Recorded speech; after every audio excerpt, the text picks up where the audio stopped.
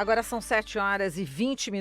Vamos conversar com José Carlos Moreira da Silva Filho, ex-vice-presidente da Comissão da Anistia, sócio fundador da Associação Brasileira de Juristas pela Democracia, professor na Escola de Direito da PUC do Rio Grande do Sul.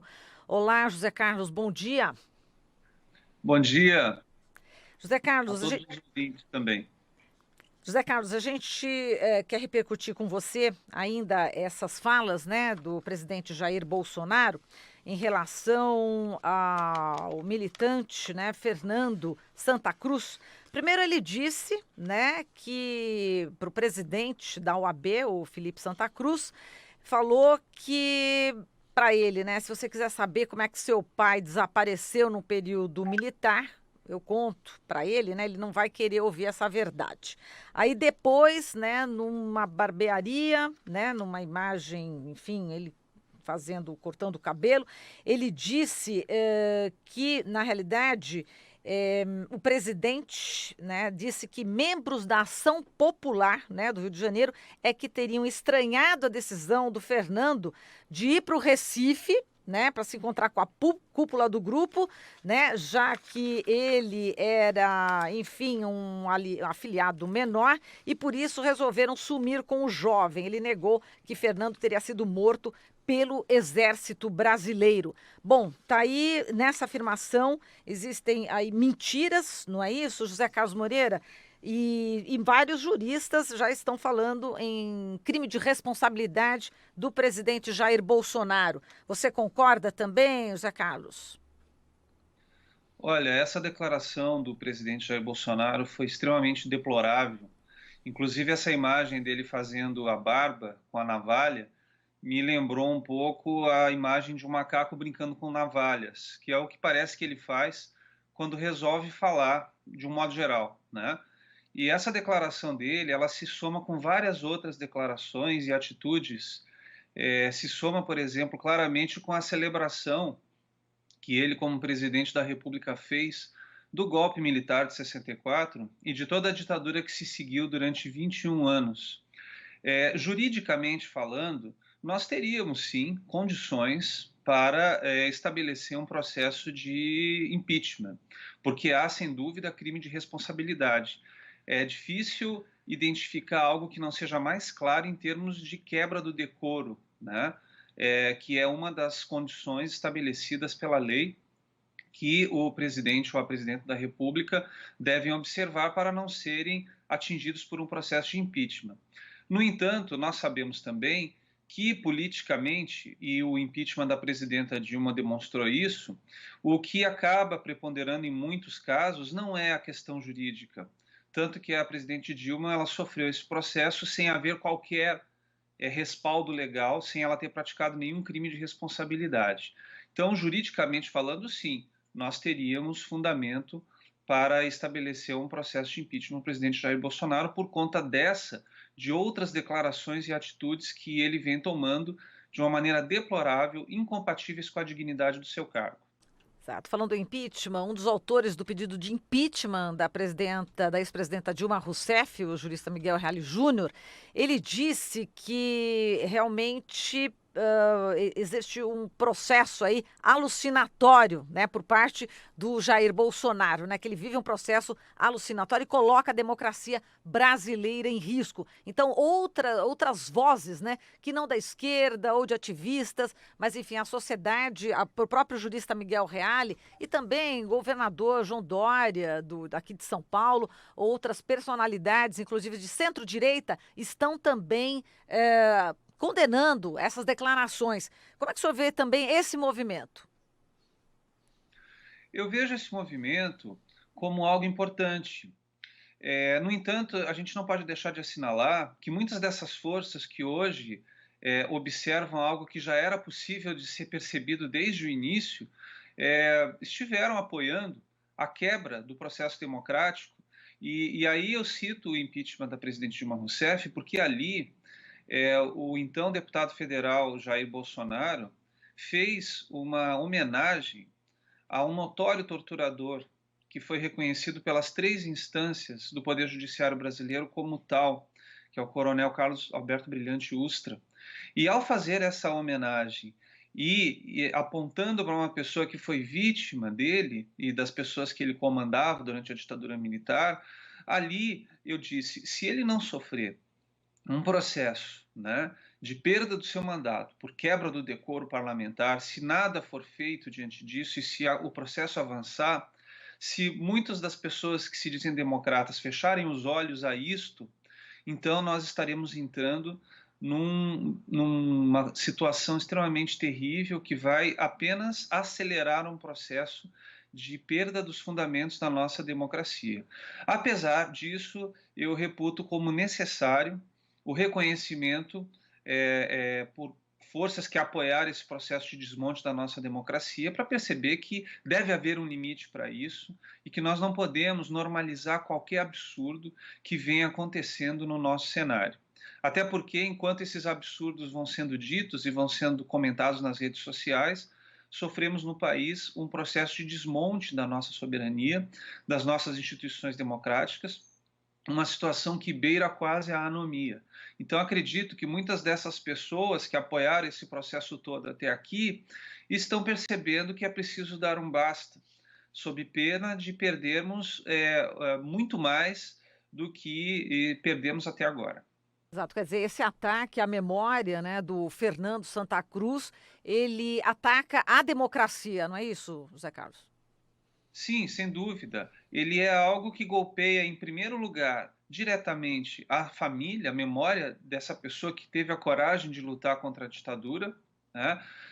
Mais uma vez, como disse o Marcelo Santa Cruz, o irmão do Fernando Santa Cruz, é como se ele estivesse sendo morto novamente.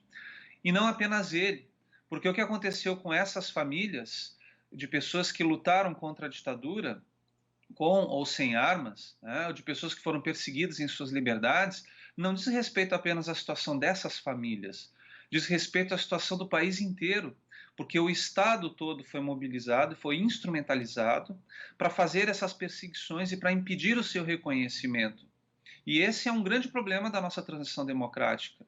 Nós colocamos uma parede de silêncio, um bloqueio no debate desse tema e principalmente na necessária responsabilização daqueles que praticaram esses atos. Ao não responsabilizarmos, ao não dizer com todas as letras que torturar, que matar, que desaparecer com corpos de cidadãos, de pessoas brasileiras, é um erro e o Estado não pode fazer isso, ao não julgar os responsáveis, nós estamos favorecendo a continuidade do processo autoritário no país e fragilizando a nossa democracia.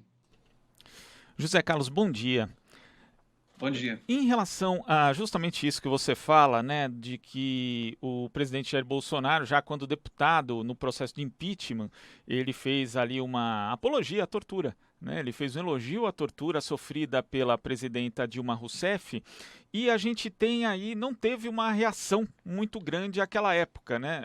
Parte do meio jurídico que hoje se manifesta não se manifestou ali, também a classe política que se diz indignada. Eu vi, por exemplo, ontem o governador João Dória falando a respeito da declaração do presidente Jair Bolsonaro de agora, mas ele não falou nada, à época também não falou nada sobre todo o apoio que Bolsonaro sempre manifestou ali, as torturas aos crimes cometidos durante a ditadura civil-militar. Então, o que exatamente fez diferença? Foi o fato de hoje Bolsonaro estar investido na cadeira de presidente da República, foi o fato dele também ter mexido com o presidente da OAB, que inclusive foi uma das pessoas que se manifestou à época, porque ele entrou com uma representação no STF contra o então deputado Jair Bolsonaro, e tem também aí um pouco de oportunismo político de algumas figuras que apoiaram e quiseram o apoio de Bolsonaro e hoje dão as costas para ele? Sim, eu acredito que você matou a charada aí em uma série de situações de pessoas aí que agora estão se manifestando com a palavra oportunismo, né? Porque no momento em que foi oportuno para essas forças depor uma presidenta que tinha sido eleita pelo voto popular num processo sem crime de responsabilidade ocorrido, então se fechou os olhos para algumas declarações, para algumas atitudes, muitos talvez até não acreditando que esse processo pudesse avançar como ele avançou. Naquele momento ainda não estava claro que o então deputado federal Jair Bolsonaro, que ao meu ver, de maneira bastante contundente, já havia demonstrado que não tem condições, dignidade, estatura para poder ocupar o cargo de presidente da República, não estaria sujeito a ser o futuro presidente da República e o seria. Né? Então, é claro que os contextos eles vão mudando e no cenário atual que nós vivemos, eu acredito que algumas pessoas se manifestaram por oportunismo, já de olho nas futuras eleições, já querendo se apresentar como uma força política distinta, que concorda com algumas das pautas levadas adiante pelo atual governo, mas não concorda com determinadas manifestações que são repudiadas não só no país inteiro, mas no mundo inteiro, pelas pessoas que têm biografia, que têm história, que têm respeitabilidade no mundo todo. Né?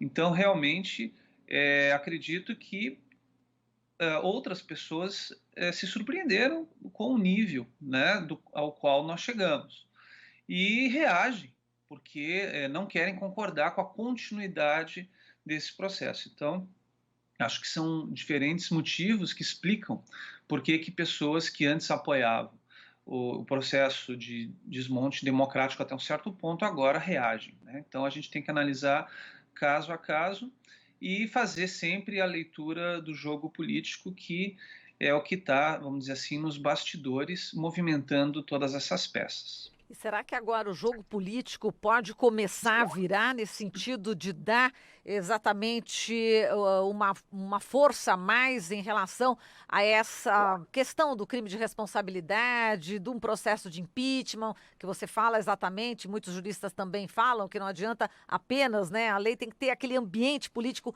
começa a virar um pouco? Como é que você vê isso, Zé Carlos? Olha, eu acho que tudo depende da mobilização popular. Eu acho que se nós ficarmos apenas na expectativa das mudanças burocráticas e institucionais, nós vivemos um processo, ao meu ver, de derretimento das instituições democráticas. Membros do Poder Judiciário, membros do Ministério Público, membros do Poder Legislativo, pessoas que estão no governo, estão, obviamente, em uma série de circunstâncias, desde lá desse processo de impeachment da presidente Dilma até aqui, exercendo as suas funções completamente. Tivemos um problema aqui no Skype, vamos ver se a gente consegue aqui retomar. A gente pelo áudio dá para retomar. Pelo áudio, vamos ver se pelo Skype está difícil aí, Glauco? A gente está tentando aqui também, mas vamos continuar aqui pelo áudio. Diga lá então, Zé Carlos. Saiu totalmente aqui também. Alô? Não, sim, mas o áudio a gente está conseguindo ouvir sim, José Carlos, para você completar o seu raciocínio. Sim. Tá, o que eu quis dizer é que, de fato, nós estamos numa situação de completo desequilíbrio institucional, no qual cláusulas pétreas da Constituição, normas bem claras, leis que são importantes para estabelecer o devido processo legal, para estabelecer direitos e garantias fundamentais, são olimpicamente ignoradas, né, pelo nosso establishment institucional. Então, claro que é importante, sim, que haja essa reação por parte de juristas, advogados, juízes, procuradores, pessoas que compõem esse ambiente de institucionalidade pública, reagindo, né, e não aceitando essa normalização. Mas, sem dúvida, o ambiente político necessário para um processo de interrupção do mandato de um presidente da República, ele só pode se dar quando houver o apoio popular, quando houver a mobilização da sociedade civil organizada. Né? Então, é isso que, de certa maneira, está faltando mesmo no processo brasileiro, para que nós possamos interromper essa continuidade de perda dos nossos recursos, da nossa soberania, de submissão a interesses que são alienígenas aos nossos, né? E de intensa perda de direitos que nós estamos sofrendo. Exato. A gente teve esses atos, né, São Paulo, Rio de Janeiro, em favor do Glenn Greenwald. falando sobre o direito, né, do sigilo da fonte, e como é que você também está acompanhando, Zé Carlos, todas essas questões aí da Vaza Jato, lembrando, né, que a Associação Brasileira de Juristas pela Democracia protocolou na segunda-feira um recurso contra a decisão do corregedor do Conselho Nacional do Ministério Público, né, que arquivou a representação da entidade que solicitava a instauração aí de um procedimento administrativo para apurar as condutas do Deltan Dallagnol e também demais membros do Ministério Público Federal que integram a força-tarefa da Operação Lava Jato. Parece que existe uma blindagem, né, dessas pessoas que compõem essa força-tarefa, não é isso, Zé Carlos? Esse é um exemplo daquilo que eu dizia antes, de desequilíbrio institucional.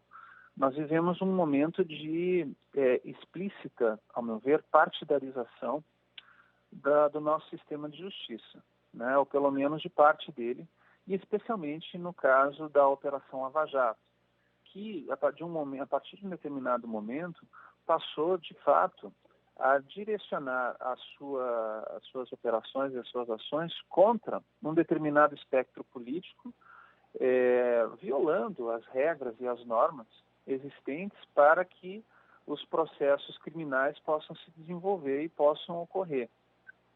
Essa situação do Ministério Público, por exemplo, ela explicita isso, né? São 2 pesos e 2 medidas. Quando as ações favorecem a tese defendida pela operação ou por esse grupo de pessoas aí que estão ocupando a institucionalidade pública, tudo é possível, né?